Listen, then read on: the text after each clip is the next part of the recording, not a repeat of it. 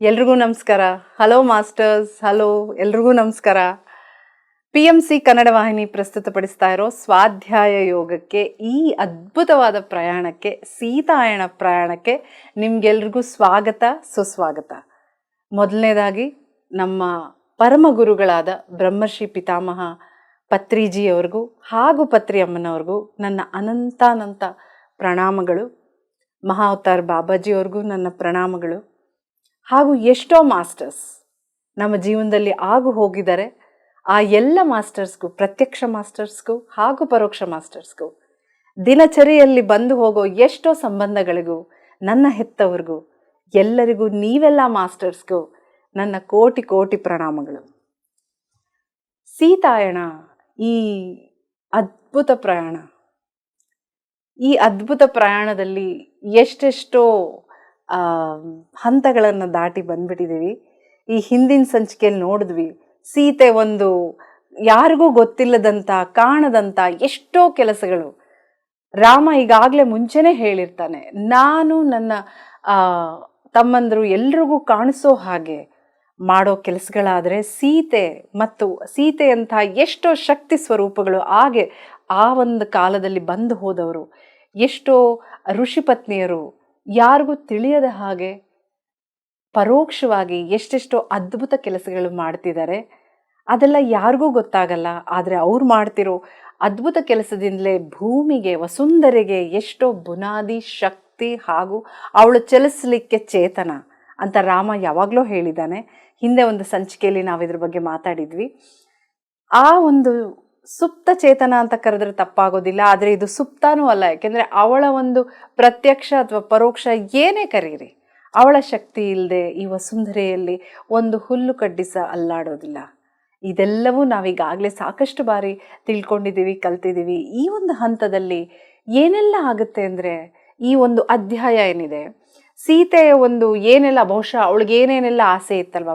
ನಾವು ಎಲ್ಲರೂ ಮನುಷ್ಯರಿಗೆ ಏನಂತಾರೆ, ಒಂದೊಂದು ವಯಸ್ಸಿನಲ್ಲಿ ಒಂದೊಂದು ಆಸೆ ಇರುತ್ತೆ. ವೃದ್ಧಾಪ್ಯ ಬರೋಷ್ಟೊತ್ತಿಗೆ ಅಯ್ಯೋ ಇದೊಂದು ಮಾಡೋ, ಜೀವ ಹೋಗಕ್ಕೆ ಮುಂಚೆ ಇದೊಂದು ಕೆಲಸ ಮಾಡ್ಬಿಡ್ತೀನಿ, ಅದೊಂದು ಮಾಡ್ಬಿಡ್ತೀನಿ, ಇದು ಮಾಡಿದ್ರೆ ಅದು ಎಷ್ಟೆಷ್ಟೋ ನಮಗೆ ಅನಿಸುತ್ತೆ. ಆದರೆ ಸೀತೆಗೆ ವೃದ್ಧಾಪ್ಯ ಬಂದಿಲ್ಲ. ಆದರೆ ಅವಳಿಗೆ ಗೊತ್ತಿರುತ್ತೆ ತಾನು ಈ ಮಾನವ ಶರೀರವನ್ನು ಬಿಟ್ಟು ಹೋಗೋ ಸಮಯ ಬರ್ತಾ ಇದೆ ಅಂತ. ಹಾಗಾಗಿ ಅವಳು ಎಷ್ಟೆಷ್ಟೋ, ಅವಳಿಗೇನೇನೋ ಆಸೆ ಇದ್ದಿರಬಹುದೇನೋ, ಆದರೆ ಅವೆಲ್ಲವನ್ನು ಅವಳು ಈಡೇರಿಸ್ಕೊಳ್ಳೋದಕ್ಕೆ ಪ್ರಯತ್ನ ಪಡ್ತಾಳೆ. ಅಷ್ಟೇ ಅಲ್ಲ, ಆಸೆ ಅನ್ನೋದಕ್ಕಿಂತ ಹೆಚ್ಚಾಗಿ ತನ್ನಿಂದ ನಾನು ಏನು ಬೇರೆಯವ್ರಿಗೆ ಮಾಡ್ಬೋದು, ಸೇವೆ ಮಾಡ್ಬೋದು, ಅದೆಲ್ಲವನ್ನು ಮಾಡ್ತಾ ಬರ್ತಿದ್ದಾಳೆ. ಈ ಒಂದು ಹಂತದಲ್ಲಿ ಈಗೇನು ಮಕ್ಕಳು ದೊಡ್ಡವರಾಗ್ಬಿಟ್ಟಿದ್ದಾರೆ, ಆಗಲೇ ನಾವು ಈಗ ಇದ್ರ ಬಗ್ಗೆ ಎಲ್ಲ ತಿಳ್ಕೊಂಡ್ವಿ. ಏನೇನೋ ಆಶ್ರಮದಲ್ಲಿ ನಡೆದೋಯ್ತು ಘಟನೆಗಳು. ಅವಳು ಒಂದು ಏನು ಔಪಚಾರಿಕ ಶಕ್ತಿ ಅಥವಾ ಅವಳು ಗುಣಪಡಿಸುವಂಥ ಶಕ್ತಿಯನ್ನು ತಿಳ್ಕೊಂಡು ಊರು ಹಳ್ಳಿಗಳಿಂದ ಎಲ್ಲ ಕಡೆಯಿಂದಲೂ ಜನರು ಬರ್ತಾ ಹೋಗ್ತಾ ಇದ್ರು. ಅವಳಿಗೆ ಬಿಡುವಿಲ್ಲ, ಯಾರನ್ನ ನೋಡಲಿ, ಯಾರನ್ನ ಬಿಡಲಿ, ಅವಳಲ್ಲಿರೋ ಶಕ್ತಿ ಕ್ಷೀಣವಾಗ್ತಾ ಹೋಯ್ತು. ರಾಮಚಂದ್ರ ಕೂಡ ಇದನ್ನು ಗಮನಿಸ್ತಾನೆ, ಸೋಮ ಕೂಡ ಇದನ್ನು ಗಮನಿಸ್ತಾಳೆ. ಈ ಒಂದು ಅಧ್ಯಾಯದಲ್ಲಿ ಇದೆಲ್ಲವನ್ನು ನೋಡೋಣ. ಈಗಾಗಲೇ ಸಾಕಷ್ಟು ಸರಿ ನೋಡಿದ್ದೀವಿ. ಈ ಅಧ್ಯಾಯದಲ್ಲಿ ಸೀತೆಯ ಒಂದು ಏನು, ಅವಳ ಒಂದು ಒತ್ತಾಸೆ ಏನಿದೆ, ಅವಳ ಒಂದು ಇದು ಮಾಡಬೇಕು, ಅದು ಮಾಡಬೇಕು ಅಂತ ಇರುತ್ತಲ್ವ, ಅದೆಲ್ಲವೂ ಹಂತ ಹಂತವಾಗಿ, ಅಂಶವಾಗಿ ಈ ಅಧ್ಯಾಯದಲ್ಲಿ ನಾವು ಕಾಣ್ತೀವಿ. ಸೀತಾಮಾತೆಯ ಒಂದು ಕೆಲಸಗಳ, ಅವಳ ಒಂದು ಆತ್ಮತೃಪ್ತಿಗಾಗಿ ಅವಳು ಮಾಡುವಂಥ ಕೆಲಸಗಳು ಆಗ್ಬೋದು, ಅವಳು ಏನು ಬಯಸ್ತಿದ್ಲು ಅಥವಾ ಅವಳಿಗೇನು ಆಸೆ ಇತ್ತು ಅನ್ನೋದು ಸಹ ಈ ಅಧ್ಯಾಯದಲ್ಲಿ ನಾವು ಕಂಡ್ಕೋತೀವಿ. ಈ ಅಧ್ಯಾಯದಲ್ಲಿ ಮೊದಲನೇದಾಗಿ ಹೇಳೋದಾದರೆ, ಹೀಗೆ ಮಕ್ಕಳು ದೊಡ್ಡವರು ಆಗ್ತಿದ್ದಾರೆ. ನಾವು ಹಿಂದೆ ಒಂದು ಸಂಚಿಕೆಯಲ್ಲಿ ನೋಡಿದ್ವಿ, ಈ ಥರ ಶಾಪಗಳು ಕೊನೆ ಆಗಬೇಕು ಅಂತ ಹೇಗೆ ಸೀತಾಮಾತೆ ಗುರುಗಳನ್ನ ತಡಿತಾಳೆ ಶಾಪ ಕೊಡದೇ ಇರೋ ಥರ ಅನ್ನೋದನ್ನೆಲ್ಲ ಹಿಂದಿನ ಸಂಚಿಕೆಯಲ್ಲಿ ನೋಡಿದ್ವಿ. ಹಾಗೆ ದಿನಗಳು ಹೋಗ್ತಾ ಇದೆ, ಸಮಯ ಕಳೀತಾ ಇದೆ, ಲವಕುಶರು ದೊಡ್ಡವರಾಗೋಗ್ತಾ, ಅಂದರೆ ಇವಾಗ ಬಹುಶಃ ಒಂದು ಟೀನೇಜ್ ಅಥವಾ ಟೀನೇಜ್ ಅನ್ನೋದಕ್ಕಿಂತ 12-13 ಟೀನೇಜೇ ಅಲ್ವಾ, ಹದಿಹರಿಯದ ವಯಸ್ಸು ಬರ್ತಾ ಇದೆ. ಸೀತೆಗೆ ಪ್ರೀತಿಯೋ ಪ್ರೀತಿ, ಮಕ್ಕಳಂದ್ರೆ ಯಾವ ತಾಯಿಗೆ ಪ್ರೀತಿ ಇರಲ್ಲ ರೀ ಅಲ್ವಾ. ಇನ್ನು ಸೀತಾಮಾತೆ ಕೇಳಬೇಕೆ, ಅವಳಿಗೆ ಪ್ರೀತಿ, ಅವಳಿಗೆ ಮಕ್ಕಳನ್ನ ಮುದ್ದಾಡಬೇಕು, ಅವರನ್ನು ತೊಡೆ ಮೇಲೆ ಕೂರಿಸ್ಕೋಬೇಕು, ಇದೆಲ್ಲವೂ ನಡೀತಿರುತ್ತೆ. ಈಗೊಂದು ಸಮಯದಲ್ಲಿ ರಾಮಚಂದ್ರ ಅಯೋಧ್ಯೆಯಿಂದ ಬರ್ತಾನೆ, ಬಂದು ಹೇಳ್ತಾನೆ, ನೋಡು ಇನ್ನು ಮಕ್ಕಳಿಗೆ ತಿಳಿಸ್ಬೇಕು ಅವರ ತಂದೆ ಇಂಥವನು ಅಂತ. ಇನ್ನು ಅಯೋಧ್ಯೆಗೆ ಹೋಗೋವಂಥ ಸಮಯ ಬಂದಿದೆ ಸೀತೆ, ಸಾಕು ಇಷ್ಟು ದಿನ ನೀನು ಮಕ್ಕಳನ್ನ ಹೆಂಗೆ ಬೆಳೆಸ್ಬೇಕು ಅಂತ ಆಸೆ ಪಟ್ಟಿದ್ದೆ ಅದೆಲ್ಲವೂ ಆಯಿತು, ಅದೆಲ್ಲವೂ ಇಲ್ಲಿ ನೆರವೇರಿದೆ, ಸಾಗಿದೆ, ಇನ್ನು ನಡಿ ಅಯೋಧ್ಯೆಗೆ ಅಂತಾನೆ. ಅಷ್ಟೊತ್ತಿಗೆ ಲವಕುಶರು ಬರ್ತಾರೆ. ರಾಮಚಂದ್ರ ಬಹಳ ಒಂದು ಕಷ್ಟಪಡ್ತಿರ್ತಾನೆ ಹೇಳೋದಕ್ಕೆ. ನೋಡಿ ಎಷ್ಟು ಸೊಗಸಾಗಿದೆ ಅಂತ. ರಾಮಚಂದ್ರ ಇಡೀ ಏನು ಅವನಿಗೆ ಗೊತ್ತಿಲ್ಲದೆ ಇರೋ ವಿಷಯವೇ ಇಲ್ಲ, ಅವನ ಅಣುವು ಅವನಿಂದಲೇ ಚಲಿಸೋದು. ಆದರೂ ಇಲ್ಲಿ ನಾವು ಅರ್ಥ ಮಾಡ್ಕೋಬೇಕಾಗಿದ್ದು, ಅವನೊಬ್ಬ ತಂದೆಯಾಗಿ, ಗಂಡಾಗಿ, ಆಕೆ ಒಂದು ತಾಯಿಯಾಗಿ, ಅಂದರೆ ಒಂದು ಮಾನವ ಶರೀರದಲ್ಲಿ ಹೆಂಗೆ ನಾವು ಕಷ್ಟಪಡ್ತೀವಿ ಅಂದರೆ, ಇವಾಗ ನಮ್ಮ ಅಂಥ ಸಾಮಾನ್ಯ ಮನೆಗಳಲ್ಲೇ ನೋಡಿರ್ಬೋದು, ತಾಯಿ ಅಂದರೆ ಎಷ್ಟು ಸುಲಲಿತವಾಗಿ ಸಲಿಗೆಯಿಂದ ಸರಾಗವಾಗಿ ಹೇಳೋದೆಲ್ಲ ಹೇಳ್ಬಿಡ್ತಾರೆ, ತಮ್ಮ ಮನಸ್ಸಿನಲ್ಲಿಂದ ಎಲ್ಲವನ್ನು ಭಾವನೆ ವ್ಯಕ್ತಪಡಿಸ್ಬಿಡ್ತಾರೆ. ಆದರೆ ತಂದೆಯರು ಕಷ್ಟಪಡ್ತಿರ್ತಾರೆ, ಯಾವ ಪದ ಹೇಳಿದ್ರೆ ಒಳ್ಳೆಯದು, ಯಾವ ಪದ ತಪ್ಪಾಗುತ್ತೆ ಅಂತ ಅಳತೆ ಮಾಡಿ ಯೋಚನೆ ಮಾಡಿ ಮಾತಾಡ್ತಾರೆ ತಂದೆಯರು. ಅದು ನೋಡಿ ಆ ಒಂದು ಇವತ್ತಿನ ಪರಿಸ್ಥಿತಿ ನಾವು ಆಗಲೇ, ರಾಮಚಂದ್ರ ಅಂಥ ದೊಡ್ಡ ರಾಜ, ಅಂಥ ಮಹಾಪ್ರಭು, ಮಹಾಚೇತನ, ಆದರೂ ಒಂದು ಸಾಮಾನ್ಯ ಸಂಸಾರ, ಆ ಸಂಸಾರದಲ್ಲಿ ನಡೆಯುವಂಥ ಒಂದು ಘಟನೆಗಳು, ಭಾವನೆಗಳನ್ನು ವ್ಯಕ್ತಪಡಿಸುವಂಥ ಒಂದು ಸಂದರ್ಭ. ರಾಮಚಂದ್ರ ಹಿಂದೆ ಮುಂದೆ ನೋಡ್ತಾ ಇರ್ತಾನೆ, ಹೇಗೆ ಹೇಳೋದು ಅಂತ. ಆಗ ಸೀತಾಮಾತೆ ಅವರ ಕಷ್ಟ ನೋಡಿ ಇಬ್ಬರು ಮಕ್ಕಳನ್ನು ತೊಡೆ ಮೇಲೆ ಕೂರಿಸ್ಕೊಂಡು ನಿಧಾನವಾಗಿ ಹೇಳ್ತಾಳೆ, ನೀವು ದೊಡ್ಡವರಾಗ್ತಿದ್ದೀರಾ, ಹೇಗೆ ನಾವೆಲ್ಲ ತಾಯಂದ್ರೆ ಹೇಳ್ತಿರ್ತೀವಿ, ಹದಿಹರ ಮಕ್ಕಳಿಗೆ ಹೇಳ್ತೀವಿ, ನೀವು ದೊಡ್ಡವರಾಗ್ತಾ ಇದ್ದೀರಾ, ನಿಮ್ಮ ಜವಾಬ್ದಾರಿ ನೀವೇ ತಗೋಬೇಕು, ನಿಮ್ಮ ಕೆಲಸ ನೀವೇ ಮಾಡ್ಕೋಬೇಕು, ಹೀಗೆಲ್ಲ ನಾವು ಹೇಳ್ತೀವಲ್ಲ, ಹಾಗೆ ಸೀತಾಮಾತೆ ಕೂಡ ಹೇಳ್ತಿರ್ತಾಳೆ, ನಿಮ್ಮ ಕೆಲಸಗಳು, ನಿಮ್ಮ ಜವಾಬ್ದಾರಿ, ನಾಳೆ ಮುಂದಿನ ರಾಜ ಆಗೋವಂಥವ್ರು ನೀವು ಹೇಗಿರಬೇಕು, ಹೇಗಿರಬಾರ್ದು ಎಲ್ಲವನ್ನೂ ಹೇಳ್ತಿರ್ತಾಳೆ. ಅಷ್ಟೇ ಅಲ್ಲ, ಹೇಳ್ತಾನೆ, ಆ ಮಹಾರಾಜ ರಾಮ, ಸೀತೆ ಏನು ನೀವು ಮಹಾರಾಜ ರಾಣಿಯಾಗಿ ನೋಡಿದ್ದೀರಾ, ಆ ಮಹಾರಾಜ ರಾಮನೇ ನಿಮ್ಮ ತಂದೆ. ಸೀತೆ ಇವೆಲ್ಲ ಹೇಳಬೇಕಾದ್ರೆ ರಾಮ ಮಧ್ಯೆ ಪ್ರವೇಶಿಸಿ ಹೇಳ್ತಾನೆ, ನೋಡಮ್ಮ, ಇವೆಲ್ಲದರ ಜೊತೆ ನಾನು ಅಂದರೆ ಮಹಾರಾಜ ರಾಮ, ನಾನು ನಿಮ್ಮ ತಂದೆ. ಸೀತೆ ಇವಳೇನು ನಿನ್ನ ಮುಂದೆ ಇದೆ, ಅವಳು ನಾವಿಬ್ಬರು ಗಂಡ ಹೆಂಡತಿ, ನೀವು ನಮ್ಮ ಮಕ್ಕಳು, ಹೀಗೆಲ್ಲ ಪಾಪ ಏನೋ ತುಂಬ ಅರಿಯದವನಾಗಿ ಹೇಳ್ತಾನೆ. ಇಬ್ಬರು ಮಕ್ಕಳು ನಗಕ್ಕೆ ಶುರು ಮಾಡ್ತಾರೆ. ಇವ್ರು ನಗ್ತಾ ಇರೋದು ನೋಡಿ ಅವ್ರಿಗೆ, ಈ ರಾಮನ್ಗೆ ಏನು ನಡೀತಾ ಇದೆ, ಯಾಕೆ ನಗ್ತಿದ್ದಾರೆ ಅಂತ. ಸೀತಾಮಾತೆಗೆ ಗೊತ್ತು, ಮಕ್ಳಿಗೆ ಗೊತ್ತು ಅಂತ, ಆದರೆ ರಾಮಚಂದ್ರನ್ಗೆ ಗೊತ್ತಿಲ್ಲ. ಹಾಗಾಗಿ ಮಕ್ಕಳು ಜೋರಾಗಿ ನಗ್ತಾರೆ. ನಮಗೆ ಮುಂಚಿನಲೇ ಗೊತ್ತು, ನೀವೇ ನಮ್ಮ ತಂದೆ, ಅಮ್ಮನೇ ನಮ್ಮ ತಾಯಿ, ಅಮ್ಮ ಅಯೋಧ್ಯೆ ಪಟದರಸಿ, ಅದೂ ಗೊತ್ತು ನಮಗೆ, ಮತ್ತೆ ಯಾಕೆ ಕೇಳಲಿಲ್ಲ, ಪ್ರಶ್ನೆಗಳು ಕೇಳಲಿಲ್ಲ ಅಂತ ಕೇಳ್ತಾನೆ ರಾಮಚಂದ್ರ. ಇದೊಂದು ಮಾತು ನಂಗೆ ಬಹಳ ಇಷ್ಟ ಆಯಿತು ಮಾಸ್ಟರ್ಸ್. ಅದರಲ್ಲೂ ಈಗಿನ ಮಕ್ಕಳಿಗೆ ಬಹಳ ಇದು ತಿಳ್ಕೊಂಡ್ರೆ ನಿಜವಾಗ್ಲೂ ಚೆನ್ನಾಗಿರುತ್ತೆ, ಆದರೆ ಗೊತ್ತಿಲ್ಲ. ಎಷ್ಟು ಚೆನ್ನಾಗಿ ಹೇಳ್ತಾರೆ ಲವಕುಶರು ಅಂದರೆ, ನಮ್ಮ ತಂದೆ ತಾಯಿ ಏನು ಮಾಡಿದ್ರು, ಹೇಗೆ ಮಾಡಿದ್ರು, ಏನೋ ಒಂದು ಕಾರಣ ಇರುತ್ತೆ, ಅಥವಾ ನಮ್ಮ ಒಳ್ಳೇದಕ್ಕೆ ಮಾಡ್ತಾರೆ, ಅದರ ಹಿಂದೆ ಒಂದು ಕಾರಣ ಇರುತ್ತೆ, ಸದ್ಯುಕ್ತವಾದಂಥ ಕಾರಣ ಇರುತ್ತೆ, ಅದಕ್ಕೆ ನಾವು ಹೇಳಲಿಲ್ಲ ಅಂತಾರೆ. ಈ ಮಾತು ನನಗೆ ಈ ಅಧ್ಯಾಯದಲ್ಲಿ ಬಹಳಷ್ಟು ಇಷ್ಟ ಆಯಿತು. ಎಷ್ಟು ಆ ಮಕ್ಕಳು ತಂದೆ ತಾಯಿ, ಅವ್ರ ತಂದೆ ಇವ್ರ ತಾಯಿ ಇವರೇ ಅಯೋಧ್ಯೆ ಪಟದರಸಿ, ಪಟದರಾಣಿ ಅಂತ ಗೊತ್ತಿದ್ರು, ರಾಜ ಅಂತ ಗೊತ್ತಿದ್ರು, ಯಾವುದನ್ನು ತಮಗೂ ಗೊತ್ತಿಲ್ಲ ಅನ್ನೋ ಥರ ಅವ್ರು ಹೇಗಿದ್ರು ಇವರು ಹಾಗೆ ಇದ್ಬಿಟ್ಟಿದ್ರು. ಯಾಕೆಂದರೆ ಅವ್ರು ನೋಡಿ, ಅವರ ಒಂದು ಸದ್ವಿಚಾರ ನೋಡಿ, ನಮ್ಮಪ್ಪ ಅಮ್ಮ ಈ ಥರ ಮಾಡಿದ್ದಾರೆ ಅಂದರೆ ಇದ್ರ ಹಿಂದೆ ಏನೋ ಕಾರಣ ಇರಬೇಕು, ನಾವು ಅದನ್ನು ಕೆಣ್ಕೋದು ಬೇಡ ಅನ್ನೋ ಒಂದು ಮನೋಭಾವ ಇದೆಯಲ್ಲ, ತುಂಬ ಇಷ್ಟ ಆಯಿತು ನನಗೆ ಈ ಅಧ್ಯಾಯ ಓದಬೇಕಾದ್ರೆ. ಹೀಗೆ ಎಲ್ರಿಗೂ ಎಲ್ಲ ಗೊತ್ತಾಗುತ್ತೆ, ಇನ್ನು ಅಯೋಧ್ಯೆಗೆ ಹೊರಡಬೇಕು. ಆದರೆ ಸೀತಾಮಾತೆ ಮಾತ್ರ ಯೋಚನೆ ಮಾಡ್ತಿರ್ತಾಳೆ, ರಾಮಚಂದ್ರ ಎಲ್ಲ ಬರ್ತಿರ್ತಾನೆ ಹೋಗ್ತಿರ್ತಾನೆ. ಸೋಮ ಕೇಳ್ತಾಳೆ, ಹಾಗಾದರೆ ಇನ್ನು ಅಯೋಧ್ಯೆಗೆ ಹೋಗೋದ ಮಾತೆ, ಎಲ್ಲ ತಯಾರಿ ಮಾಡ್ಕೊಳ್ಳ ಅಂತ. ಇರು ಸೋಮ, ಇರು ಅಂತ ಹೇಳ್ತಾರೆ. ಯಾಕೆ ಅಂತ ಅರ್ಥ ಆಗಲ್ಲ. ಸೋಮಾಗೆ ಇನ್ನೇನಮ್ಮ ಬಾಕಿ ಇದೆ, ಇನ್ನೇನು ಬಾಕಿ ಇದೆ ಅಂತ. ಇಲ್ಲ, ನನಗೆ ತುಂಬ ದಿನದಿಂದ ಒಂದು ಅತಿಯಾದ ಒಂದು ಆಸೆ, ಒಂದು ಬಯಕೆ, ಅಭಿಲಾಷೆ ತುಂಬ ಇದೆ ನನಗೆ, ಆ ಬಯಕೆ ಈಡೇರ್ಬೇಕು ನೋಡು, ಅಲ್ಲಿವರೆಗೂ ನಾನು ಎಲ್ಲೂ ಹೋಗಲ್ಲ ಆಶ್ರಮ ಬಿಟ್ಟು ಅಂತ. ಏನಪ್ಪ ಬಯಕೆ ಇದು ಅಂತ ಯೋಚನೆ ಮಾಡ್ತಿರ್ತಾಳೆ ಸೋಮ. ಸ್ವಲ್ಪ ದಿನಗಳು ಕಳೆಯುತ್ತೆ. ಒಂದು ದಿನ ಬೆಳಗ್ಗೆ ಎದ್ದು ಸೀತಾಮಾತೆ ಹೇಳ್ತಾಳೆ, ನೋಡಿ ಇವತ್ತು ಒಂದು ಮುಖ್ಯವಾದ ಅತಿಥಿಗಳು ಬರ್ತಾಳೆ, ನಾವು ಅದ್ಭುತವಾದ ಅಡುಗೆ ಮಾಡಬೇಕು, ಇನ್ನು ಆಶ್ರಮವೆಲ್ಲ ಸಜ್ಜುಗೊಳಿಸ್ಬೇಕು, ಎಲ್ಲ ಕಡೆ ಅಲಂಕಾರ ಮಾಡಬೇಕು, ಹೋಗು ಹೋಗು ಬೇಗ ಕಾಡಿಂದ ಗಿಡಮೂಲಿಕೆಗಳು ಹೂವು ಎಲ್ಲ ತಗೊಂಬ ಅಂತ. ಇವಳಿಗೆ ಅರ್ಥನೇ ಆಗಲ್ಲ, ಏನು ಯಾರು ಬರ್ತಾರೆ ಅಂತ ಎಷ್ಟು ಕೇಳಿದ್ರು ಹೇಳೋದಿಲ್ಲ. ಬೇಗ ಬೇಗ ಬಾ, ಇವತ್ತು ಮೃಷ್ಟಾನ್ನ ಹಬ್ಬದ ಅಡುಗೆ ಮಾಡಬೇಕು ಅಂತ ಹೇಳ್ತಾಳೆ, ಭಕ್ಷ್ಯ ಭೋಜನಗಳು ತಯಾರಿ ಮಾಡಬೇಕು, ಬೇಗ ಹೋಗು ಅಂತ. ಸರಿ ಬರ್ತಾಳೆ, ಎಲ್ಲ ತಗೊಂಡು ಇಬ್ರು ದಿನವೆಲ್ಲ ಕಷ್ಟಪಟ್ಟು. ಇವಾಗ ನಾವು ಮಾಡಲ್ವ, ಯಾರೋ ಒಬ್ರು ಗೆಸ್ಟು ಡಿನ್ನರ್ಗೆ ಬರ್ತಾರೆ ಅಂತ ಇಡೀ ದಿನ ಹಿಂದಿನ ದಿನ ಎಲ್ಲ ಸಂಭ್ರಮ, ಮನೆಯೆಲ್ಲ ಸ್ವಚ್ಛ ಮಾಡೋದು, ಏನೆಲ್ಲ ಸ್ವೀಟು ಖಾರ ಏನೆಲ್ಲ ಮಾಡಬೇಕು ಖಾದ್ಯಗಳು ಅದಕ್ಕೆಲ್ಲ ತಯಾರಿ ಮಾಡ್ಕೊಳ್ಳೋದು, ಅಂಗಡಿಗೆ ಒಂದು 70 ಸಲ ಓಡಾಡ್ತಾ ಇರ್ತೀವಿ. ಈ ಥರ ನೋಡಿ ಎಷ್ಟು ಚೆನ್ನಾಗಿದೆ. ಅಲ್ಲಿ ಆ ಪುಸ್ತಕ ಓದ್ತಾ ಇದ್ರೆ ನನಗೆ ಅದೇ ಒಂದು ಚಿತ್ರಣ ಬರ್ತಿತ್ತು. ಏನು ಸಡಗರ, ಸೀತೆಗೆ ಇವ್ರು ಇಷ್ಟೊತ್ತಿಗೆ ಬರ್ತಾರೆ, ಅಷ್ಟೊತ್ತಿಗೆ ಇದು ಸರಿ ಮಾಡಬೇಕು, ಅದು ರೆಡಿ ಮಾಡಬೇಕು, ಅಲ್ಲೆಲ್ಲ ದಿಂಬನ್ನ ಸಜ್ಜುಗೊಳಿಸು, ಹೂಗಳೆಲ್ಲ ಅಲಂಕಾರ ಮಾಡು, ಈ ಕಡೆ ಎಲ್ಲ ಅಲಂಕಾರ. ಎಷ್ಟು ಅದ್ಭುತವಾಗಿದೆ, ಎಷ್ಟು ಅದ್ಭುತವಾಗಿದೆ ನೋಡಿ. ಆವಾಗ ಈ ಸೋಮ ಎಲ್ಲ ಸಡಗರದಿಂದ ಮಾಡ್ತಿರ್ತಾಳೆ, ಅರ್ಥ ಆಗಲ್ಲ. ಸಂಜೆ ಆಗೋಗುತ್ತೆ, ಕತ್ಲಾಗೋಗುತ್ತೆ, ಯಾರೂ ಬರೋ ಸೂಚನೆ ಇಲ್ಲ. ಸೋಮ ಹೇಳ್ತಾಳೆ, ಬಹುಶಃ ಬರಲ್ವೇನೋ, ನಾಳೆ ಬರ್ತಾರೇನೋ, ನೀವು ಯಾರಿಗೆ ಕಾಯ್ತಾ ಇದ್ದೀರಾ, ನಂಗೆ ಅರ್ಥ ಆಗ್ತಾ ಇಲ್ಲ ಅಂತ. ಇರು ಇಷ್ಟರಲ್ಲೇ ಬರ್ತಾರೆ, ನೋಡು ನೋಡು ಅಂತ ಅವಳು ಹೇಳೋ ಅಷ್ಟೊತ್ತಿಗೆ ಆಕಾಶದಿಂದ 2 ನಕ್ಷತ್ರಗಳು ಇಳಿದ ಹಾಗೆ 2 ಬೆಳಕಿನ ಕಿರಣಗಳು ಅಥವಾ ಜ್ಯೋತಿಗಳು ಆಕಾಶದಿಂದ ಇಳಿಜಾರಿ ಬಂದು ಆಶ್ರಮದ ಮುಂಬಾಗಿಲ ಹತ್ರ ಬರ್ತಿರ್ತಾರೆ. ಇಬ್ರು ಆಶ್ರಮವಾಸಿಗಳನ್ನು ಕಾಣ್ತಾರೆ, ದಂಪತಿಗಳು. ಆ ದಂಪತಿಗಳನ್ನ ನೋಡಿ ಇಲ್ಲಿಲ್ಲದ ಸಡಗರ ಸೀತಾಮಾತೆಗೆ. ಏಕೆಂದ್ರೆ ಪಾರ್ವತಿ ತಾಯಿ ಹತ್ರ ಸದಾ ಹೇಳ್ಕೊತಿರ್ತಾಳೆ, ನನ್ಗೆ ಈ ಬಯಕೆ ಇದೆ, ಬಯಕೆ ಈಡೇರ್ಸು ಅಂತ. ಹಾಗಾಗಿ ಆ ಪಾರ್ವತಿ ಈಕೆಯ ಮೊರೆಯನ್ನು ಕೇಳಿ ಆ ದಂಪತಿಗಳಾಗಿ ಬಂದವರು ಆ ಮಹಾದೇವ ಮತ್ತು ಆ ಮಹಾಶಕ್ತಿ ಪಾರ್ವತಿ. ಇಬ್ಬರು ಸೀತಾಮಾತೆಯನ್ನ ಬಯಕೆಯ ಒಂದು ಕೂಗಿಗೆ ಓಗುಟ್ಟು ಸಮ್ಮತಿಸಿ ಬರ್ತಾರೆ. ತುಂಬ ಖುಷಿಯಾಗಿ ಇವಳು ಒಳ್ಳೆ ಈ ಚಿಕ್ಕ ಹುಡುಗಿ ಕುಣಿದಾಡಲ್ವಾ, ಆ ಥರ ಕುಣಿದಾಡ್ತಾ ಇರ್ತಾಳೆ ಸೀತಾಮಾತೆ. ಅದೇ ಸಮಯಕ್ಕೆ ರಾಮಚಂದ್ರ ಪ್ರಭು ಕೂಡ ಬರ್ತಾನೆ. ಎಲ್ಲರೂ ಬಂದು ಸೇರ್ತಾರೆ. ಆದರೆ ಅವರು ಆಶ್ರಮವಾಸಿಗಳಾಗಿರ್ತಾರೆ, ಹಾಗಾಗಿ ಸೋಮಾಗ್ ಗೊತ್ತಾಗಲ್ಲ ಅವ್ರು ಯಾರು ಅಂತ. ಎಲ್ಲರೂ ಬಂದು ಎಲ್ಲರೂ ಮಾತುಕತೆ ನಡೀತಿರುತ್ತೆ. ಸೋಮ ಇನ್ನೇನು ಊಟದ ಸಮಯ, ಸೋಮ ಎಲ್ಲರಿಗೂ ಮಾತೆ ಮೊದಲು ಬಡಿಸ್ತಾಳೆ. ಅಲ್ಲಿ ಇನ್ನೊಂದು ಅಂಶ ನಾವು ಗಮನಿಸ್ಬೇಕು, ಅವರ ಕಾಲಿಗೆ ನಮಸ್ಕಾರ ಮಾಡೋದಕ್ಕೆ ಸೀತೆ ಹೋದಾಗ ಪಾರ್ವತಿ ತಡಿತಾಳೆ. ಆದರೆ ಸೀತೆ ಹೇಳ್ತಾಳೆ, ಇವತ್ತೊಂದು ದಿನ ನಿಮ್ಮ ಸೇವೆ ಮಾಡೋದಕ್ಕೆ ನನಗೆ ಅವಕಾಶ ಮಾಡಿಕೊಡಿ, ನನ್ನ ಅತಿಥಿಗಳು, ಈ ಜಗತ್ ಪಿತಾ ಮಾತಾ ನೀವು ನನಗೆ ಅವಕಾಶ ಮಾಡಿಕೊಡಿ ಅಂತ. ಇಲ್ಲಿ ನಾವು ಅದ್ಭುತವಾದಂತನ ಗಮನಿಸ್ಬೇಕು. ಒಂದು ಅವಳ ಒಂದು ಏನಂತಾರೆ, ಒಂದು ಸೌಜನ್ಯ, ಅವಳ ಒಂದು ಸಂಸ್ಕಾರ, ಅವಳೇ ಒಂದು ಮಹಾಶಕ್ತಿ.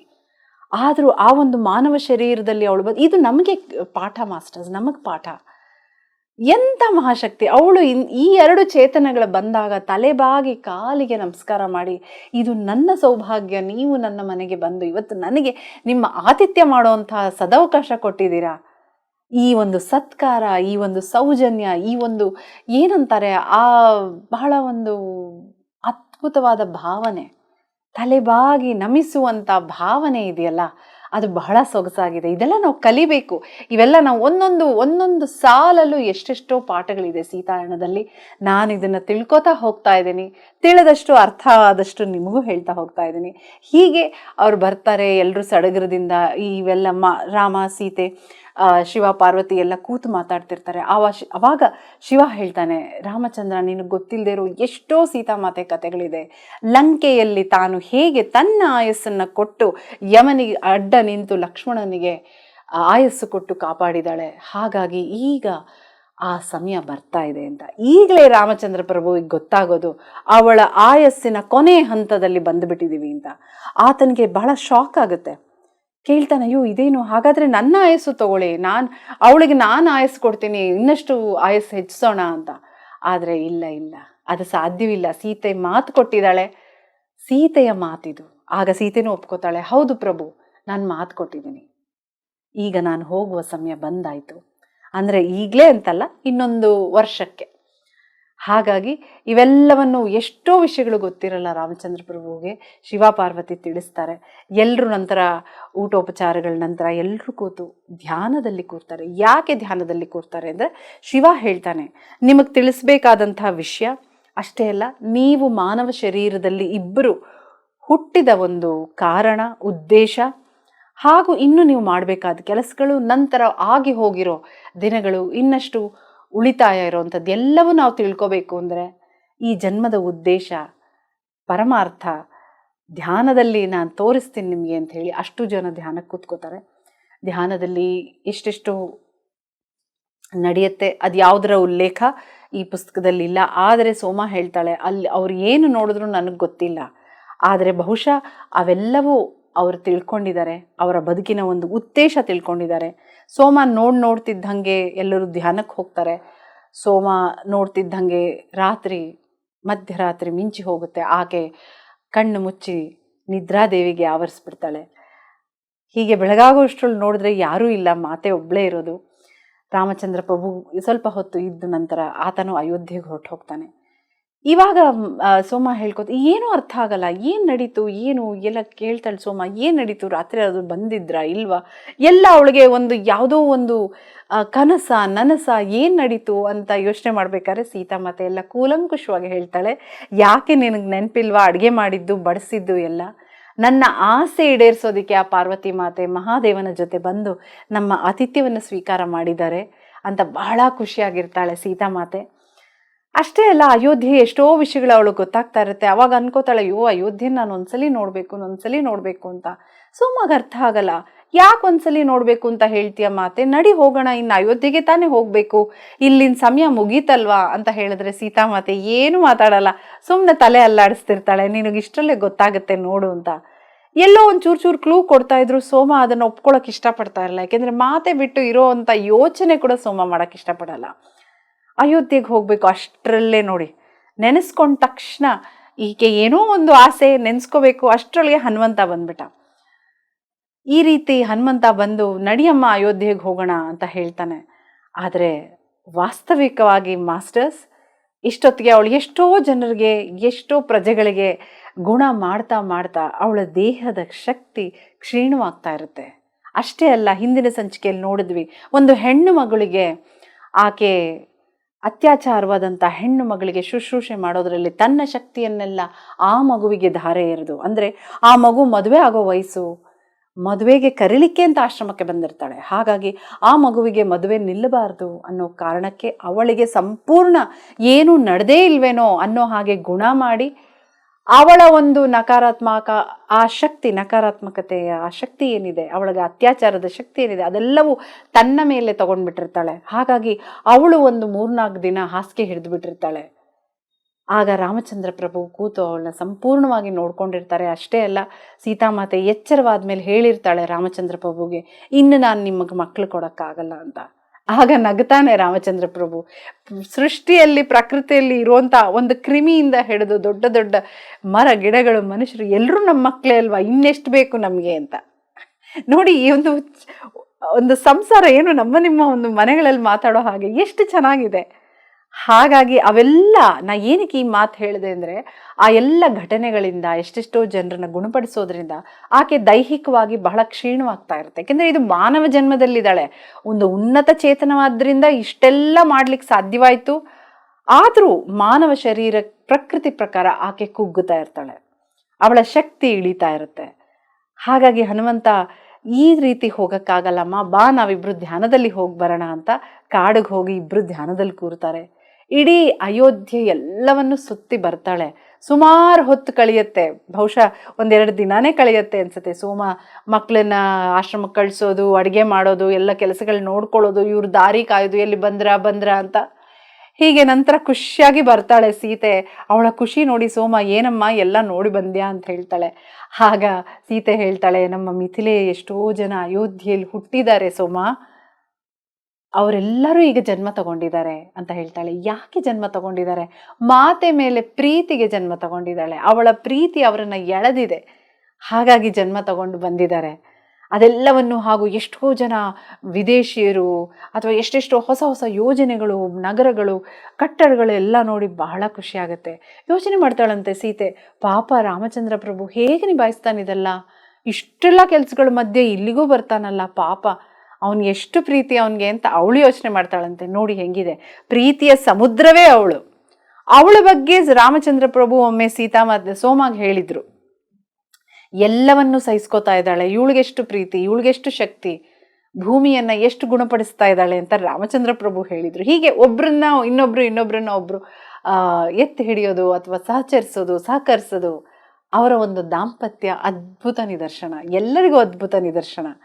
ಹೀಗೆ ದಿನಗಳು ಕಳೀತಾ ಇದೆ ನೋಡಿ. ಇಲ್ಲಿ ಯೋಚನೆ ಮಾಡಿ, ಸೀತಾ ಮತ್ತೆ ಮಹಾದೇವನ್ನ ಪಾರ್ವತಿನ ನೋಡಾಯ್ತು, ಈ ಅಯೋಧ್ಯೆಗೆ ಒಂದು ಟ್ರಿಪ್ ಹೋಗಿ ಬಂದಾಯ್ತು, ಮಕ್ಕಳಿಗೆಲ್ಲ ಹೇಳಾಯ್ತು, ಇದೆಲ್ಲವೂ ನಡೀತಿರುತ್ತೆ. ಇಷ್ಟರಲ್ಲಿ ಸೋಮಕ್ಕಳು ಬರುತ್ತೆ. ಅಯ್ಯೋ ಮಾತೆ ನನ್ನ ಬಿಟ್ಟು ಹೊಟ್ಟೋಗ್ತಾಳ ಮಾತೆ, ಆ ಅಳುಕು ಅವಳಲ್ಲಿರುತ್ತೆ. ಆಗ ಮಾತೆ ನೋಡು, ನಾಳೆ ಬಗ್ಗೆ ಯೋಚನೆ ಮಾಡಬೇಡ, ಇವತ್ತಿನ ಬಗ್ಗೆ ಯೋಚನೆ ಮಾಡೋಣ, ನಾಳೆನ ಬಿಡು, ಅದು ಬಂದಾಗ ನೋಡ್ಕೊಳ್ಳೋಣ, ಇವತ್ತೇನು ನಡೀತಾ ಇದೆ ಅದ್ರ ಬಗ್ಗೆ ಗಮನ ಕೊಡು ಅಂತ ಹೇಳಿ ಮತ್ತೆ ಅವರ ದಿನಚರಿ ಬರ್ತಿರ್ತಾರೆ. ಎಷ್ಟೋ ಜನ ಗುಣಪಡಿಸೋದು, ಎಷ್ಟೆಷ್ಟೋ ಘಟನೆಗಳು ನಡೆಯುತ್ತೆ ಮಾಸ್ಟರ್ಸ್, ಎಷ್ಟೆಷ್ಟೋ ಘಟನೆಗಳು. ದಯವಿಟ್ಟು ಪುಸ್ತಕ ಓದಿ, ಅದ್ಭುತವಾಗಿದೆ. ಈ ಎಲ್ಲ ಘಟನೆಗಳ ಮಧ್ಯೆ ಮಾತೆ ಒಂದು ಚಿಕ್ಕ ಪುಟ್ಟ ಆಸೆಗಳು ಅವಳು ಗೊತ್ತಾಗ್ತಾ ಇರುತ್ತೆ. ಆ ಒಂದು ವರ್ಷ, ಯಾಕಂದರೆ ಪಾರ್ವತಿ ಮಾತೆ ಹೇಳಿ ಹೋಗಿರ್ತಾಳೆ ಇನ್ನೊಂದು ವರ್ಷದ ಕಾಲ ಇದೆ ಅಂತ. ಈ ವರ್ಷದ ಕಾಲ ಪ್ರತಿಯೊಂದು ಪ್ರಕೃತಿಯ ಪ್ರತಿಯೊಂದು ಅಂಶವನ್ನು ಏನೋ ಮುದ್ದಾಡ್ತಾ ಇದ್ದಾಳೇನೋ, ಪ್ರೀತಿಸ್ತಾ ಇದ್ದಾಳೇನೋ, ನೋಡ್ತಾ ಇದ್ದಾಳೇನೋ, ಆಲಂಗಿಸ್ಕೋತಾ ಇದ್ದಾಳೇನೋ ಅನ್ನೋ ರೀತಿ ಒಂದೊಂದು ಪ್ರಾಣಿ ಪಕ್ಷಿ ಮರ ಗಿಡ ಎಲ್ಲವನ್ನು ತಬ್ಬಿ ಮುದ್ದಾಡಿ ಎಲ್ಲರೊಡನೆ ಮಾತಾಡಿಸಿ. ಏಕೆಂದರೆ ನೋಡಿ, ಅವಳು ಪ್ರಕೃತಿಯೇ, ಅವಳು ಅಣು ಅಣುವಲ್ಲೂ ಅವಳಿದ್ದಾಳೆ. ಆದರೆ ಮಾನವ ಶರೀರದಲ್ಲಿ ಇದ್ದು ತಾನು ಏನೆಲ್ಲ ಮಾಡ್ಬೋದು ಅದೆಲ್ಲವನ್ನು ಬೇಗ ಬೇಗ ಮಾಡಿಬಿಡೋಣ ಅನ್ನೋ ಒಂದು ಅವಸರವೋ ಅಥವಾ ಇವಳ್ದೇನೋ ಗೊತ್ತಿಲ್ಲ, ಹಾಗೆ ಭಾಸವಾಗ್ತಿತ್ತು ಸೋಮಂಗೆ. ಒಂದು ಮರವನ್ನು ನೇವರಿಸೋದಿರಲಿ, ಒಂದು ಪ್ರಾಣಿಯ ಕಣ್ಣಲ್ಲಿ ಕಣ್ಣಿಟ್ಟು ಸಂಭಾಷಣೆ ಮಾಡುವುದಾಗಲಿ, ಒಂದು ಹೂವಿನ ಜೊತೆ ಮಾತಾಡೋದು, ಒಂದು ಚಿಕ್ಕ ಚಿಕ್ಕ ಚಿಟ್ಟೆಯೊಡನೆ, ಮೊಲದೊಡನೆ, ಜಿಂಕೆ, ನರಿ, ಪ್ರತಿಯೊಂದು ಪ್ರಾಣಿ, ಪ್ರತಿಯೊಂದು ಅಂಶ, ಪ್ರತಿಯೊಂದು ಹಣ್ಣು ತರಕಾರಿ ಗಿಡ ಮೂಲಿಕೆಗಳು ಪ್ರತಿಯೊಂದರ ಜೊತೆ ಮಾತೆ ಅಷ್ಟು ಕಾಲ ಕಳೀತಾ ಇದ್ಲು. ಈ ಒಂದು ವರ್ಷ ಮಕ್ಕಳ ಹತ್ರನೂ ಒಂದಿನ ಕರೀತಾಳೆ, ರಾತ್ರಿ ಕರೆದು ಹೇಳ್ತಾಳೆ, ನಕ್ಷತ್ರಗಳನ್ನೆಲ್ಲ ತೋರಿಸ್ತಾಳೆ, ನೋಡು ಮುಂದೊಂದು ದಿನ ನಾನು ಅಲ್ಲಿರ್ತೀನಿ ಅಂತ ಹೇಳ್ತಾಳೆ. ಆಗಲ್ಲ ಅವ ಹೇಳ್ತಾಳೆ, ನೀ ಯಾಕೆ ಅಲ್ಲಿರ್ತೀಯ, ನಾವು ರಾಜ್ಯ ಆಳ್ಬೇಕಾದ್ರೆ ನಮ್ಮ ಜೊತೆನೇ ನೀನು ಇರೋದು ಅಂತ ಹೇಳ್ತಾನೆ. ಹಾಗಲ್ಲ, ನನ್ನ ಅವಶ್ಯಕತೆ ಬೇರೆ ಒಂದು ಬ್ರಹ್ಮಾಂಡದಲ್ಲಿ ಬೇರೆ ಲೋಕಗಳಲ್ಲೂ ಇದೆ, ಹಾಗಾಗಿ ನಾನು ಅಲ್ಲೂ ಹೋಗಬೇಕಾಗತ್ತೆ, ಅಲ್ಲಿ ಹೋಗುವಂಥ ಸಮಯ ಬಂತು ಅಂತ ಭಾಳ ಒಂದು ಕ್ಲೂ ಅಂತ ಹೇಳ್ತೀವಲ್ಲ, ಆ ರೀತಿ ಹೇಳ್ತಾಳೆ. ಆದರೆ ಮಕ್ಕಳಿಗೆ ಅರ್ಥ ಆಗಲ್ಲ. ರಾತ್ರಿ ಆಗಿರುತ್ತೆ, ನಿದ್ರಾವಸ್ಥೆಯಲ್ಲಿ ನಿದ್ದೆ ಮಾಡಿಬಿಡ್ತಾರೆ. ಅವರನ್ನು ಪ್ರೀತಿಸಿ ಲಾಲಿಸಿ ಅವರ ತಲೆ ನೇವರಿಸಿ ಅವ್ರಿಗೆ ಜೋಗುಳ ಹಾಡಿ ಮಲಗಿಸ್ತಾಳೆ. ಎಷ್ಟು ಚೆನ್ನಾಗಿದೆ ಅಲ್ವಾ, ಎಷ್ಟು ಅದ್ಭುತವಾಗಿದೆ. ತಾಯಿ ಅಲ್ವಾ ಅವಳು, ಪ್ರಪಂಚಕ್ಕೆ ಬ್ರಹ್ಮಾಂಡಕ್ಕೆ ತಾಯಿ ಅವಳು. ಆದರೂ ನೋಡಿ, ಆ ಮಾನವ ಶರೀರದಲ್ಲಿ ಲವಕುಶರನ್ನ ಮುದ್ದಾಡ್ತಾ ಇದ್ದಾಳೆ. ಅಯ್ಯೋ ಇನ್ನೆಷ್ಟು ದಿನ, ಅವಳಿಗೆ ಗೊತ್ತಲ್ವಾ ಇನ್ನು ತುಂಬ ದಿನ ಇಲ್ಲ ಅಂತ. ಹೀಗೆ ರಾಮಚಂದ್ರನು ಮತ್ತೆ ಒಂದಿನ ಬರ್ತಾನೆ. ಒಂದು ಮಾಮೂಲಿ ನಮ್ಮೆಲ್ಲರ ಸಂಸಾರ ಹೇಗೆ, ನಾವು ಒಂದು ಔಟಿಂಗ್ ಹೋಗ್ತೀವಿ, ಪಿಕ್ನಿಕ್ ಹೋಗ್ತೀವಿ, ಒಟ್ಟಿಗೆ ಕೂತು ಮಾತಾಡ್ತೀವಿ, ಒಟ್ಟಿಗೆ ಎಲ್ಲೋ ಒಂದು ಕೆಲಸವನ್ನು, ಹಾಗೆ 4 ಜನ ಕೂತು ಮಾತಾಡ್ತಿರ್ತಾರೆ. ಅದು ಎಲ್ಲ ವಿಷಯಗಳನ್ನ ಮಾತಾಡ್ತಿರ್ತಾರೆ. ಮಕ್ಕಳು ಕುಣಿಯೋದು, ಮತ್ತು ಅವಳು ಎಳೆದು ತೊಡೆ ಮೇಲೆ ಕೂಡ್ಸ್ಕೊತಿರ್ತಾಳಂತೆ ಮಾತೆ. ನೋಡಿ ಎಷ್ಟು ಆ ತಾಯಿಗೆ ಆ ಒಂದು ಮಕ್ಕಳನ್ನ ಮುದ್ದಾಡಬೇಕು ಅನ್ನೋದು ಆ ತಾಯಿಗೆ ಮಾತ್ರನೇ ಅರ್ಥ ಆಗೋದು, ಬೇರೆಯವ್ರಿಗೆ ಅರ್ಥ ಆಗೋದಿಲ್ಲ ಅಂತಲ್ಲ, ತಂದೆಯವ್ರಿಗೆ ಕ್ಷಮಿಸಿ. ಆದರೆ ಆ ತಾಯಿಗೆ ಅವಳ ಒಂದು ಸೆಳೆತ ಇದೆಯಲ್ಲ, ಅದು ಅದ್ಭುತ. ಎಲ್ಲ ತಾಯಂದ್ರಿಗೂ ಬಹುಶಃ ಅರ್ಥ ಆಗುತ್ತೆ. ಅವಳು ಮುದ್ದಾಡೋದೇನು, ಅವಳನ್ನು ತೊಡೆ ಮೇಲೆ ಕೂರಿಸ್ಕೊಳ್ಳೋದೇನು, ಏಕೆಂದರೆ ಅವಳಿಗೆ ಗೊತ್ತಾಗ್ತಾ ಇದೆ ಸಮಯ ಹೋಗ್ತಾ ಇದೆ, ನಾನು ಇನ್ನು ಈ ಶರೀರ ಬಿಟ್ಟು ಹೋಗಬೇಕಾಗತ್ತೆ ಅಂತ. ರಾಮಚಂದ್ರ ಇದನ್ನೆಲ್ಲ ನೋಡ್ತಾ ಇದ್ದಾನೆ. ಹೇಳ್ತಾನಂತೆ, ಮುಂಚಿಗಿಂತ ನೀನು ಎಷ್ಟು ಚೆನ್ನಾಗಿ ಕಾಣ್ತಿದ್ಯಾ ಅಂತ. ಯಾಕೆ ಹೇಳ್ತಾನೆ? ಸೋಮ ದೂರದಿಂದ ನೋಡಿ ಅವಳ ಮುಂಗುರುಳ ಒಂದು ಅಂಚಲ್ಲಿ ಒಂದು ಬಿಳಿ ಕೂದಲು ನೋಡಿ, ಮಾತೆ ನಿನಗೂ ವಯಸ್ಸಾಗ್ತಾ ಇದೆಯಾ, ಅಯ್ಯೋ ನನ್ನ ಮಾತೆಗೂ ವಯಸ್ಸಾಗ್ತಾ ಇದೆ, ಕೂದಲು ಬಿಳಿದಾಗ್ತಾ ಇದೆ ಅಂತ ಒಂದು ಥಾಟ್ ಬರುತ್ತಂತೆ ನೋಡಿ ಸೋಮಗೆ. ತಕ್ಷಣ ಆ ಯೋಚನೆಯನ್ನು ಪ್ರಭು ಹಿಡಿದು ಹತ್ರ ಬಂದು ಸೀತೆಗೆ ಆ ಕೂದಲನ್ನು ನೇವರಿಸಿ ಹೇಳ್ತಾನಂತೆ, ಮುಂಚೆಗಿಂತ ಈಗ ಎಷ್ಟು ಚೆನ್ನಾಗಿ ಕಾಣ್ತಾ ಇದೆಯಾ ಅಂತ. ನೋಡಿ, ಇಲ್ಲಿ ನಾವು ತಕ್ಷಣ ಸೋಮಗೆ ಅರ್ಥ ಆಗುತ್ತೆ, ಅಯ್ಯೋ ಬಾಹ್ಯ ಸೌಂದರ್ಯ ಅಲ್ಲ, ಅಂತರಂಗ ಸೌಂದರ್ಯ ಮುಖ್ಯ ಅಂತ. ಇಲ್ಲಿ ನಾವು ಕಲಿಬೇಕಾಗಿರೋದು, ಹೊರಗಡೆ ಹೆಂಗೇ ಇರಲಿ ಒಳಗಿನ ಸೌಂದರ್ಯ ಮುಖ್ಯ ಅನ್ನೋದನ್ನು ರಾಮಚಂದ್ರ ಪ್ರಭು ಪದೇ ಪದೇ ಈ ಸೀತಾಯಣದುದ್ದಕ್ಕೂ ಇಬ್ಬರು ಅದನ್ನು ಎತ್ತಿ ಹಿಡಿತಾರೆ. ಈಗ ಮತ್ತೆ ಸೋಮಳ ಯೋಚನೆಯನ್ನು ಹಿಡಿದು ರಾಮಚಂದ್ರ ಪ್ರಭು ಹೇಳ್ತಾನೆ, ಇಲ್ಲ ತುಂಬ ಚೆನ್ನಾಗಿ ಕಾಣ್ತಾ ಇದೆಯಾ ಅಂತ. ಅಷ್ಟೇ ಅಲ್ಲ, ಇಲ್ಲಿ ಇನ್ನೊಂದು ನಾವು ಅರ್ಥ ಮಾಡ್ಕೋಬೇಕಾಗಿ ಏನು ಅಂದರೆ, ಆ ಗಂಡ ಹೆಂಡತಿ ಅವರು ಪರಸ್ಪರ ಪ್ರೀತಿ, ಆ ಒಂದು ಅಫೆಕ್ಷನ್ ಅಂತ ಏನು ಕರಿತೀವಲ್ಲ, ಆ ಮಕ್ಕಳು ನೋಡ್ತಾ ಇದ್ದಾರೆ. ಆ ಮಕ್ಕಳಿಗೂ ಗೊತ್ತಾಗಬೇಕು ಸಂಸಾರ ಅಂದರೆ ಹಿಂಗಿರಬೇಕು, ದಾಂಪತ್ಯ ಅಂದರೆ ಹಿಂಗಿರಬೇಕು ಅನ್ನೋದು ಆ ಮಕ್ಕಳಿಗೆ ತೋರಿಸ್ಬೇಕು. ಅವರು ಕಲಿತಾ ಇದ್ದಾರೆ. ಇದೆಲ್ಲವೂ ಎಷ್ಟು ಚೆನ್ನಾಗಿದೆ ಗೊತ್ತಾ ಮಾಸ್ಟರ್ಸ್. ಇದೆಲ್ಲ ನೋಡಿ ನಾವು ಕಲಿಬೇಕು. ಬಹುಶಃ ಇದನ್ನೆಲ್ಲ ನಾವು ನಮ್ಮ ಸಂಸಾರದಲ್ಲಿ ಅಳವಡಿಸ್ಕೋಬೇಕೇನೋ ಏನೋ ಗೊತ್ತಿಲ್ಲ. ಅಂದರೆ ಯಾಕೆಂದರೆ ಎಷ್ಟೋ ಸಂಸಾರಗಳು ಹಾಗಿರಬಹುದು, ಇಲ್ಲದೇನೂ ಇರಬಹುದು. ನಿಮ್ಗೆಲ್ಲ ಥರ ಕುಟುಂಬಗಳು ಸಿಗ್ತವೆ. ಆದರೆ ನಮ್ಮ ಜೀವನದಲ್ಲಿ, ವೈಯಕ್ತಿಕ ಜೀವನದಲ್ಲಿ ಎಲ್ಲೋ ಒಂದು ಲೋಪಗಳಾಗಿದ್ರೆ ಬಹುಶಃ ನಾವು ಅದನ್ನು ತಿದ್ದುಪಡಿ ಮಾಡ್ಕೋಬೋದೇನೋ ಅಂತ ನನಗೆ ಈ ಸೀತಾಯಣದಲ್ಲಿ ಬಹಳಷ್ಟು ಕಡೆ ಅನಿಸಿದೆ. ಹಾಗೆ ಈ ಒಂದು ಘಟನೆಯಿಂದಲೂ ಅನಿಸ್ತು. ಯಾಕೆಂದರೆ ಒಂದು ಸಂಸಾರ, ಗಂಡ ಹೆಂಡತಿ ಇಬ್ಬರು ಮಕ್ಕಳು ಒಂದು ಪಡಸಾಲೆಯಲ್ಲಿ ಕೂತು ಮಾತಾಡ್ತಾ ಇದ್ದಾರೆ. ಇವೆಲ್ಲವೂ ನಡೀತಾ ಇದೆ. ನೋಡಿ ಎಷ್ಟು ಚೆನ್ನಾಗಿದೆ. ಹೀಗೆ ಕೆಲವೊಂದು ದಿನ ಕಳೆಯುತ್ತೆ. ತೀರಾ ಕುಕ್ಕೋಗಿದ್ದಾಳೆ ಸೀತಾಮಾತೆ. ಈ ಒಂದು ಸಂದರ್ಭದಲ್ಲಿ ಕೆಲವು ದಿನಗಳ ನಂತರ ಅತ್ರಿ ಮುನಿಗಳು, ಅನುಸೂಯೆ ಬರ್ತಾರೆ. ಮತ್ತು ವಸಿಷ್ಠರು, ಅರುಂಧತಿ ಬರ್ತಾರೆ. ಇದೇನಿದು ಎಲ್ಲರೂ ಬಂದ್ರಲ್ಲ ಅಂತ ಸೀತಾಮಾತೆ ಬಾಗಿಲಲ್ಲಿ ಬಂದು ನೋಡ್ತಾಳೆ. ಹೀಗೆ ಬರ್ತಾರೆ ಮಧ್ಯಾಹ್ನದಿಂದ ರಾತ್ರಿ ಅಷ್ಟೊತ್ತಿಗೆ ಎಲ್ಲ ದೇವತೆಗಳು, ಎಲ್ಲ ಲೋಕಗಳಿರಲು ಮಾಸ್ಟರ್ಸು, ಋಷಿಗಳು, ಮುನಿಗಳು, ಋಷಿ ಪತ್ನಿಯರು, ಕೊನೆಗೆ ರಾಮಚಂದ್ರನೂ ಬರ್ತಾನೆ. ಅಷ್ಟೇ ಅಲ್ಲ, ಮಹಾದೇವ ಪಾರ್ವತಿ ಕೂಡ ಬರ್ತಾಳೆ. ಏನು ನಡೀತಾ ಇದೆ? ಸೋಮ ತಬ್ಬಿಬ್ಬಾವು ಸೀತಾಮಾತೆಗೂ ಗೊತ್ತಿಲ್ಲ. ಆದರೆ ರಾಮಚಂದ್ರ ಪ್ರಭು ಬಂದು ಹೇಳ್ತಾನೆ, ಸೆಲೆಸ್ಟಿಯಲ್ ವರ್ಲ್ಡ್ ಅಂದರೆ ಆ ಮೇಲು ಲೋಕಕ್ಕೆ ಹೋಗುವಂಥ ಸಮಯ ಬಂದಿದೆ. ಹಾಗಾಗಿ ಈ ಸಂಭ್ರಮ, ಈ ಆಚರಣೆ. ಪಾರ್ವತಿ ಮಾತೆ ಹೇಳ್ತಾಳಂತೆ ವೆಡ್ಡಿಂಗ್ ಆ್ಯನಿವರ್ಸರಿ ಅಂತ. ಏನು ವೆಡ್ಡಿಂಗ್ ಆ್ಯನಿವರ್ಸರಿ? ಆ ಒಂದು ಮೇಲು ಲೋಕಕ್ಕೆ ನೀನು ತಲುಪುವಂತಹ ಒಂದು ದಿನ ಇವತ್ತು ಅಂತ ಹೇಳಿ ಎಲ್ಲರೂ ಏಕಾಏಕಿ ಬರ್ತಾರೆ, ಅಕಸ್ಮಾತಾಗಿ ಬರ್ತಾರೆ. ಸೋಮಾಗೆ ಸೀತಾಗೆ ಯೋಚನೆ ಆಗ್ಬಿಡುತ್ತೆ, ಇವ್ರಿಗೆಲ್ಲ ಊಟ ಹೆಂಗಪ್ಪ ಹಾಕ್ಲಿ ಅಂತ. ಆ ಥಾಟ್ ಬರ್ತಿದ್ದಂಗೆ ನೋಡಿ, ಯಾವುದೋ ಲೋಕದ ಮಾಸ್ಟರ್ಸು ದೊಡ್ಡ ದೊಡ್ಡ ಪಾತ್ರೆಗಳಲ್ಲಿ ಊಟ, ಹಣ್ಣು ಹಂಪಲು, ಸಿಹಿ ತಿಂಡಿಗಳೆಲ್ಲ ತೊಗೊಂಬರ್ತಾರೆ. ಎಲ್ಲರಿಗೂ ಊಟೋಪಚಾರಗಳಾಗುತ್ತೆ. ಎಲ್ಲರೂ ಉಂಡು ಮಾತಾಡಿ ಸಂಭ್ರಮಿಸಿ ನಕ್ಕು ನಲಿದು ಅವರವರ ಲೋಕಗಳಿಗೆ ಹೋಗ್ತಾರೆ. ರಾಮಚಂದ್ರ ಎಲ್ಲರಿಗೂ ಥ್ಯಾಂಕ್ಸ್ ಹೇಳ್ತಾನಂತೆ. ನೋಡಿ ಹೆಂಗಿದೆ ಮಾಸ್ಟರ್ಸ್, ನೋಡಿ. ಅಂದರೆ ನಾವು ಇದನ್ನು ಕಲಿಬೇಕು, ಕೃತಜ್ಞತೆಗಳನ್ನು ತಿಳಿಸ್ಬೇಕು. ಏಕೆಂದರೆ ಸೀತೆಯ ಅವತಾರ ಸಮಾಪ್ತಿ ಬರ್ತಾ ಇದೆ. ಅವಳ ಒಂದು ಆ ಸಮಾಪ್ತಿಗೆ ಒಂದು ಫಂಕ್ಷನ್ ಥರ ಮಾಡಿದ್ದಾನೆ ರಾಮಚಂದ್ರ. ಅವನೇ ಕರೆಸಿರೋದೆಲ್ಲರನ್ನು ಕರೆಸಿ ಎಲ್ರಿಗೂ ಥ್ಯಾಂಕ್ಸ್ ಹೇಳಿದ್ದಾನೆ. ಏಕೆಂದರೆ ಈ ಎಲ್ಲ ಚಟುವಟಿಕೆಗಳಲ್ಲಿ ಎಲ್ಲರ ಸಹಕಾರ, ಎಲ್ಲರ ಒಂದು ಆಶಯ, ಎಲ್ಲರ ಒಂದು ಆಶೀರ್ವಾದ ಇತ್ತು. ಹಾಗಾಗಿ ಎಲ್ಲ ಕಿನ್ನರ ಗಂಧರ್ವ ಲೋಕಗಳಿಂದ ದೇವತೆಯರು, ಬ್ರಹ್ಮ ಸರಸ್ವತಿಯರು, ಶಿವ ಪಾರ್ವತಿಯರು, ಹೀಗೆ ಎಷ್ಟೋ ಋಷಿ ಮುನಿಗಳು, ಅವರ ಪತ್ನಿಯರು, ತಾರೆಗಳು, ಅವರ ಸಂಸಾರಗಳು ಎಲ್ಲವರೂ ಬಂದಿದ್ರಂತೆ. ಎಲ್ಲರಿಗೂ ಥ್ಯಾಂಕ್ಸ್ ಹೇಳ್ತಾನೆ. ಅಷ್ಟೇ ಅಲ್ಲ, ನನ್ನ ಶಕ್ತಿ ಸೀತೆ, ಅವಳಿಗೂ ಥ್ಯಾಂಕ್ಸ್ ಹೇಳ್ತಾನಂತೆ. ಅವಳ ಒಂದು ಸಹಕಾರ ಇಲ್ಲದೆ ಇವೆಲ್ಲ ಆಗ್ತಿರ್ಲಿಲ್ಲ ಅಂತ. ನೋಡಿ ಎಷ್ಟು ಚೆನ್ನಾಗಿದೆ. ಆಗ ಸೀತೆ ಹೇಳ್ತಾಳಂತೆ, ಈ ಅಣುವಲ್ಲಿರೋದು ರಾಮಚಂದ್ರ ನಿನ್ನ ಶಕ್ತಿಯಿಂದಲೇ ನನಗೆ ಶಕ್ತಿ ಬರುತ್ತೆ ಅಂತ. ಏನು ಅದ್ಭುತ ರೀ! ಒಬ್ರಿಗೊಬ್ರು ಪರಸ್ಪರ ಒಂದು ಇದು ಈ ಅಧ್ಯಾಯ ಓದಿದ್ರೆ ಅದ್ಭುತವಾಗಿದೆ ಮಾಸ್ಟರ್ಸ್. ಹಾಗೆ ಇದೊಂದು ಫಂಕ್ಷನ್ ರಾಮ ಏರ್ಪಡಿಸಿರೋದು. ಏಕೆಂದರೆ ಸೀತೆ ಮಾನವ ಶರೀರ ಬಿಟ್ಟು ಹೋಗೋ ಸಮಯ ಬಂತು. ಹಾಗಾಗಿ ಇದನ್ನು ಏರ್ಪಡಿಸಿ ಎಲ್ಲರೂ ಬಂದು ಹೋಗ್ತಾರೆ. ಸೋಮ ಹಾಗೆ ಮಲಗಿಬಿಡ್ತಾಳೆ. ಬೆಳಗಾಗಿದ್ರೆ ಯಾರೂ ಇರಲ್ಲ. ಮಾತೆ ಮತ್ತು ರಾಮಚಂದ್ರ ಪ್ರಭು, ಆಂಜನೇಯ ಸ್ವಾಮಿ, ಲಕ್ಷ್ಮಣ, ಇಷ್ಟೇ ಜನ ಇರ್ತಾರೆ.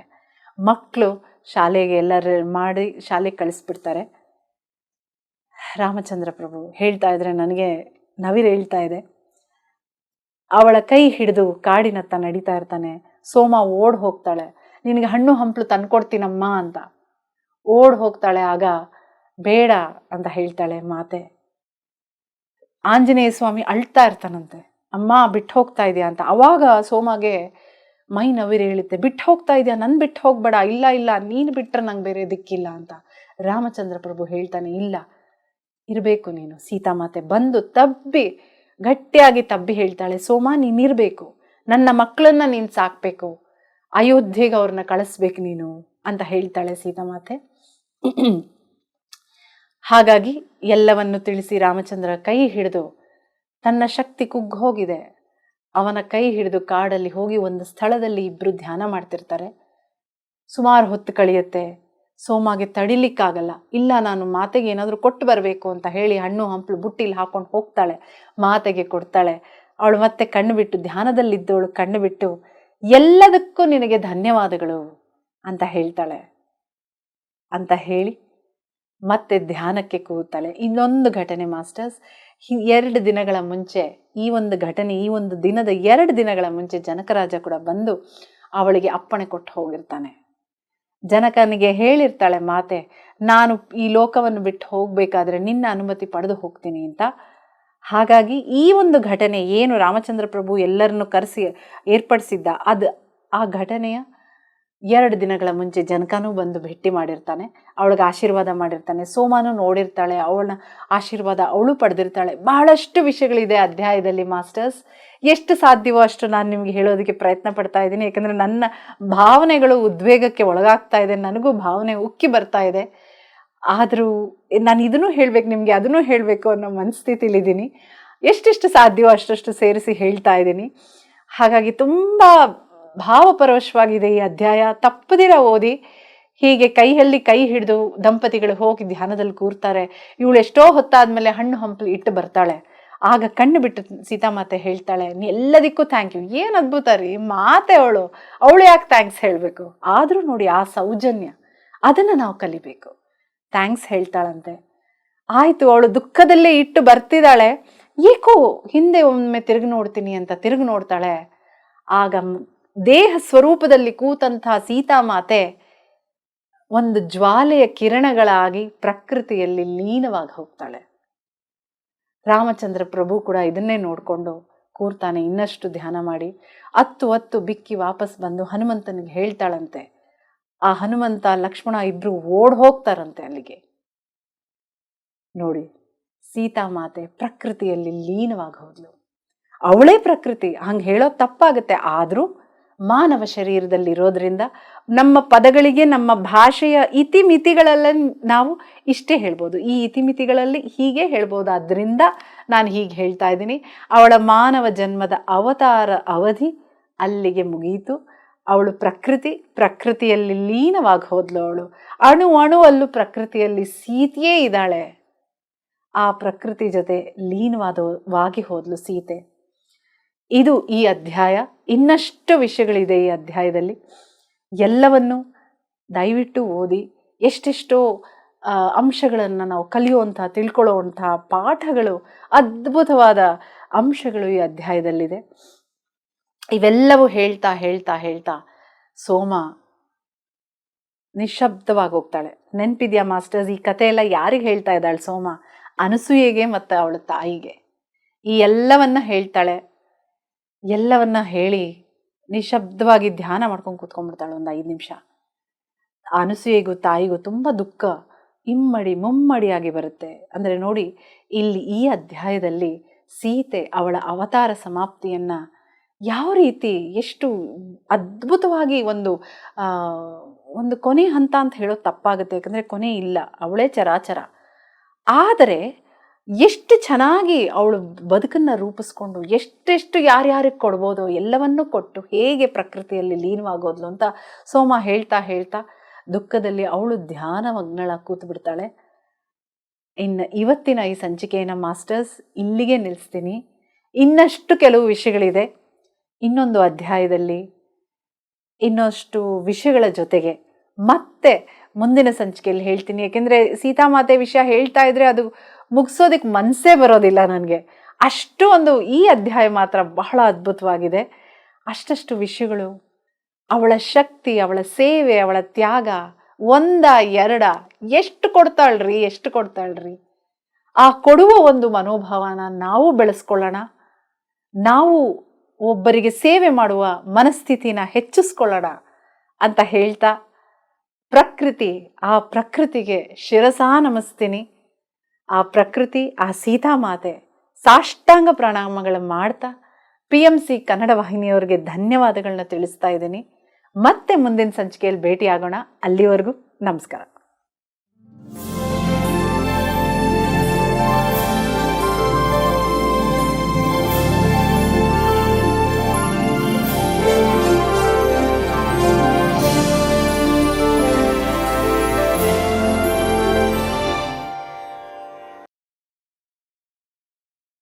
PMC ಕನ್ನಡ ಚಾನೆಲ್ ಅನ್ನು ಲೈಕ್ ಮಾಡಿ, ಶೇರ್ ಮಾಡಿ, ಸಬ್ಸ್ಕ್ರೈಬ್ ಮಾಡಿ ಮತ್ತು ಮಾಡಿಸಿ.